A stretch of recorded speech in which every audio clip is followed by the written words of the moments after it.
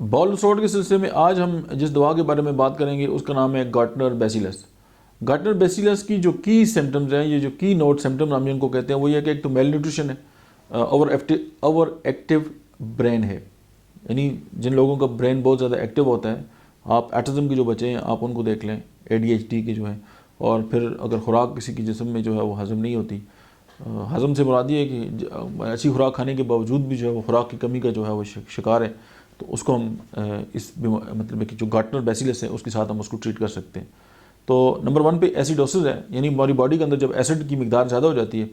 تو اس وقت جو بیماریاں اپیئر ہوتی ہیں ان میں ایسیڈیٹی بھی ہے، ایون انفرٹیلٹی ہے، اور کینسر کی طرف بھی رجحان ہو جاتا ہے، تو پھر ہم اس کو انڈیکیٹ جو ہے وہاں پہ کر سکتے ہیں۔ اس کے بعد سیلیک ڈیزیز ہے، اور سیلیک ڈیزیز میں جو ہے وہ بیسٹ جو ہے وہ ایز انٹرکرنٹ ریمیڈی کے طور پہ بھی اور ایز اے تھراپیوٹک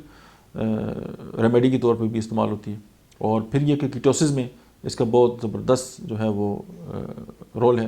اور اگر گروتھ ڈس آرڈرز ہیں، ظاہر ہے اگر مال نیوٹریشن ہے اور اس کے ساتھ جو ہے وہ ڈیفینیٹلی گروتھ ڈس آرڈر ہوگا کہ باڈی کے اندر کوئی چیز ہضم ہی نہیں ہو رہی، تو باڈی کس طرح جو ہے وہ ڈیولپ کرے گی۔ اور پیورلی نرشڈ باڈیز اور پیور جو ہے pure muscular development but active mind, یعنی کچھ لوگ ایسے ہوتے ہیں کہ جن کا جو جسم ہے اس کے اندر جو خوراک ہے اس کی کمی کا شکار ہوتے ہیں، لیکن